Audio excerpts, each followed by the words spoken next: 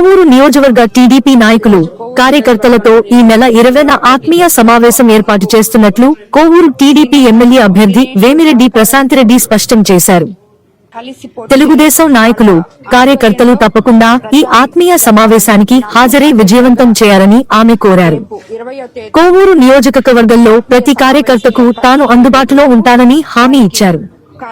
సోమవారం మాజీ ఎమ్మెల్యే పోలంరెడ్డి శ్రీనివాసులు రెడ్డి దినేష్ రెడ్డితో భేటీ అనంతరం ఆమె మీడియాతో మాట్లాడారు. ప్రతి కార్యకర్త గౌరవానికి భంగం కలగకుండా పనిచేస్తామని వేమిరెడ్డి ప్రశాంతి రెడ్డి స్పష్టం చేశారు.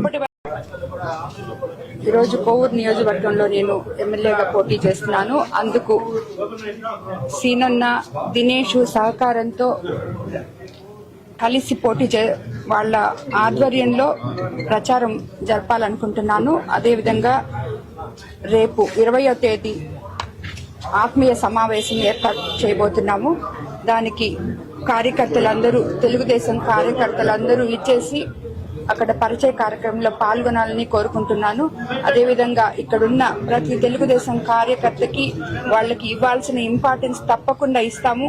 ఇప్పటి వరకు మిమ్మల్ని అందరినీ సీనన్న దినేష్ ఎలా చూసుకున్నాడో అదే విధంగా మేము కూడా ఆదరిస్తాము.